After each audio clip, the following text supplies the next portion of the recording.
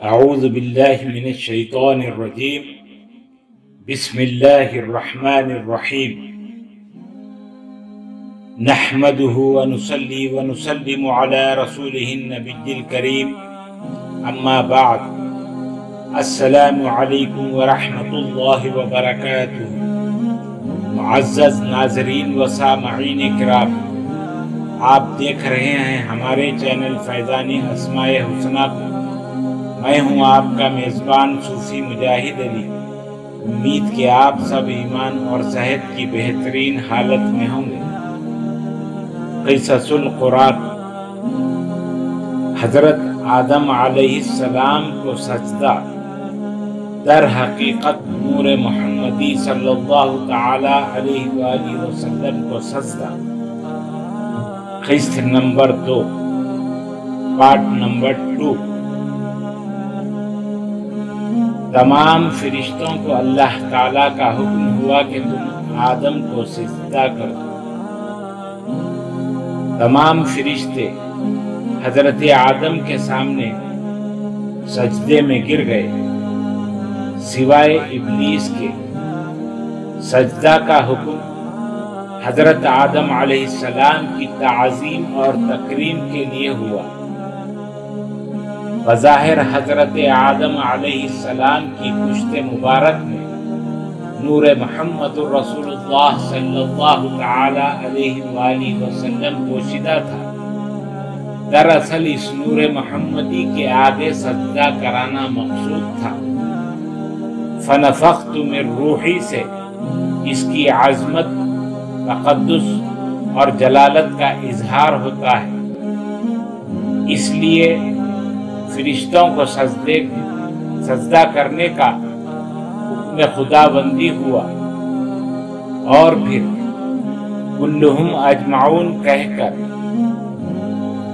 ایک فرشتہ کو بھی نہیں چھوڑا گیا، بلکہ تمام فرشتوں کو سجدہ کرنے کا حکم ہوا، اور تمام فرشتوں نے بغیر کسی بحث و اعتراض کے سجدہ کیا۔ یہ نہیں پوچھا سجدہ آپ کے لیے مخصوص ہے تو پھر ان کو سجدہ کرنے کا حکم کیا مطلب؟ اور پھر تمام فرشتوں کے لیے یہ حکم تھا۔ تاکید پر تاکید ہے۔ فسجد الملائکۃ سے تو تمام فرشتوں کو سجدہ کرنے کا حکم واضح ہو رہا ہے۔ ہر ایک فرشتہ اس سے مراد ہو سکتا ہے، لیکن تخصیص کا بھی احتمال ہے۔ ممکن ہو کہ کم فہم اور کم علم بعض فرشتوں کو مراد لے، جیسے حضرت جبرائیل یا چند مقرب فرشتے مراد لیے جائیں، مگر اللہ نے تخصیص کا مفہوم لینے کا دروازہ کلہم اجمعون کہہ کر بند فرما دیا، یعنی آسمان و زمین میں جتنے فرشتے ہیں ان سب کو حضرت آدم علیہ السلام کے روبرو حاضر کیا گیا۔ کسی فرشتہ کو نہیں چھوڑا گیا، بلکہ تمام فرشتوں کو سجدہ کرنے کا حکم صادر فرمایا۔ حضرت آدم علیہ السلام کو سجدہ کا جو حکم ہوا تھا، حقیقت میں نور کی تعظیم و تکریم کرنے کا حکم تھا، جو نور مقدس حضرت آدم علیہ السلام میں موجود تھا، اور وہ نور مبارک سید الانبیاء والمرسلین سیدنا محمد الرسول اللہ صلی اللہ تعالی علیہ وآلہ وسلم کا تھا۔ یہی حقیقت محمدیہ تھی، جو بہت سے ظاہری علماء کی نگاہوں سے مخفی تھی، اور وہ نور محمدی ہی نور خدا تھا، اور اسی کو سجدہ کرنے کا حکم تھا۔ پھر یہ سجدہ حقیقی سجدہ کیوں نہ ہوگا؟ صرف دکھاوے کے لیے ہوگا یا دل رکھنے کے لیے ہوگا؟ ایسی توقع تو اللہ تعالیٰ سے ممکن نہیں، بلکہ یہ احترام ہوگا، ابتدا ہی سے نور محمدی کی عظمت و احترام کا پاس کیا گیا۔ استحقاق آدم علیہ السلام اور کمال درجہ عزت و ادب کے قائم کرنے کے لیے سجدہ کا حکم ہوا۔ ابلیس نے ظاہر کو دیکھا، مٹی سے بنایا ہوا دیکھا، نور کا قالب دوسرا دیکھا، اسی لیے اندھا رہا اور اللہ تعالیٰ کے حکم کو تسلیم نہیں کیا۔ اگر بصیرت والا ہوتا تو دیکھتا اس آدم میں کس کی تجلی ہے، کس کا جمال و جلال ہے، کس کی صورت ہے۔ روحی کو نہیں سمجھا، بڑا قابل تھا، استاذ ملائکہ تھا، مگر روحی کو نہ سمجھا۔ اتنا بڑا عالم جسے معلم الملکوت کہتے تھے اور روحی کو نہ سمجھا، تو یہ خارجی علماء بائن جہل روحی کو کیا سمجھیں گے، قرآن کریم کو کیا سمجھیں گے۔ حضرت آدم علیہ السلام میں دراصل نور محمدی ہی کی جلوہ گری اور تجلی بے مثال تھی۔ نور محمدی کا ہی جمال تھا، وہ نور محمدی کی ایک جھلک تھی، اور وہ نور محمدی نور خدا تھا، اور یہی نور محمدی کی جھلک کو کوہ طور پر سوئی کے ناکے کے برابر ہوئی تو پہاڑ جل کر خاکستر ہو گیا، درخت جل گئے، اور موسیٰ علیہ السلام لذت دیدار میں بے خود و مست ہو گئے، اور نور محمدی کی تجلی نور الہی کی شکل میں ہوئی۔ حضرت موسیٰ علیہ السلام کلیم اللہ ہوتے ہوئے، مقدس رسول ہوتے ہوئے، ایک جھلک نور محمدی کی برداشت نہ کر سکے۔ علم اور عقل سر پٹک کر رہ گئے، مگر انہیں نور محمدی کا عرفان نہ ہو سکا، اور تمام فرشتوں کے پیش نظر یہ نور محمدی تھا۔ حضرت جبرائیل، حضرت میکائیل، حضرت اسرافیل اور حضرت عزرائیل اس نور محمدی کو سمجھ گئے اور فوراً سجدہ میں گر پڑے۔ اگر یہ نور محمدی نور خدا سے جدا ہوتا یا باہر کی چیز ہوتی تو سجدہ میں کیوں چلے جاتے؟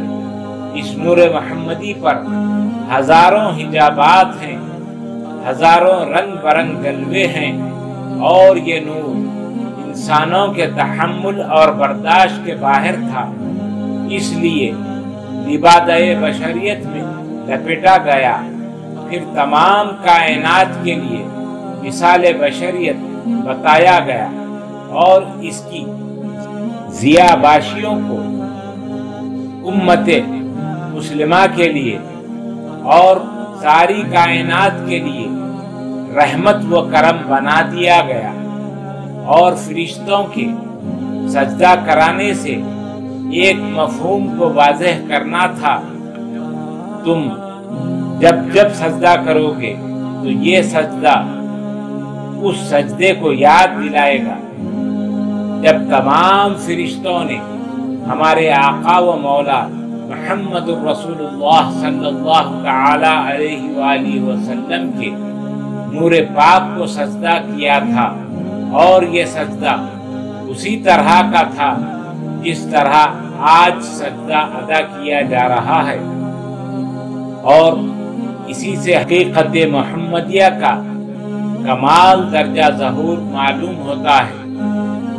فتح مکہ کے دن جب رسول مکرم خانہ کعبہ میں تشریف لائے تو حضرت بلال خانہ کعبہ کی چھت پر اذان دینے کے لیے چڑھے تو رسول مکرم صلی اللہ علیہ وآلہ وسلم سے پوچھا کہ اذان دیتے وقت اب اپنا منہ کس جانب کروں؟ چونکہ حضرت بلال خانہ کعبہ کی چھت پر تھے، زمین پر رہتے تو خانہ کعبہ کی جانب رخ کرتے، اور یہاں اب کوئی مرکز ہی باقی نہیں رہا تھا، اس لیے حضرت بلال نے پوچھا منہ کس جانب کروں؟ رسول مکرم صلی اللہ علیہ وآلہ وسلم نے فرمایا تم اپنے منہ میری طرف کرو، میں ہی کعبہ ہوں، کیا تمہیں دکھائی نہیں دے رہا ہے؟ اور یہی حقیقت کعبہ ہے اور یہی حقیقت محمدیہ ہے۔ اسی نور محمدی سے بغاوت حسد کرنے سے شیطان ملعون و مردود ہوا، بارگاہ خداوندی سے نکال دیا گیا۔ اگر سجدہ کرانا رسمی کاروائی ہوتی تو شیطان کو کیا اعتراض ہو سکتا تھا؟ وقتی بات تھی، مگر ابلیس سمجھ گیا کہ یہ سجدہ تو واقعتاً سجدہ ہے، اور ابلیس کا انکار تو خود بتا رہا ہے کہ وہ اس بات سے واقف ہو گیا تھا کہ یہ نور محمدی کو سجدہ ہے جو نور خدا ہے۔ اگر صرف نور خدا کی بات ہوتی تو وہ سب سے پہلے سجدے میں گر جاتا، مگر یہاں تو نور محمدی کی بات تھی، اسی لیے انکار کر دیا۔ حضرت نوح علیہ السلام کی بارگاہ میں ابلیس نے آ کر کہا کہ آپ میری معافی کی درخواست فرمائیے کہ مجھے سجدہ نہ کرنے پر جو عتاب ہوا ہے وہ معاف کر دیا جائے۔ اللہ تعالیٰ نے ارشاد فرمایا کہ میں ابلیس کی خطا کو اب بھی معاف کرتا ہوں۔ اگر وہ دل سے معافی کا خواہش مند ہے تو وہ قبر حضرت آدم علیہ السلام پر جائے اور سجدہ کرے۔ ابلیس نے کہا میں نے زندگی میں سجدہ نہیں کیا، اب قبر پر جا کر اس طرح سجدہ کر سکتا ہوں۔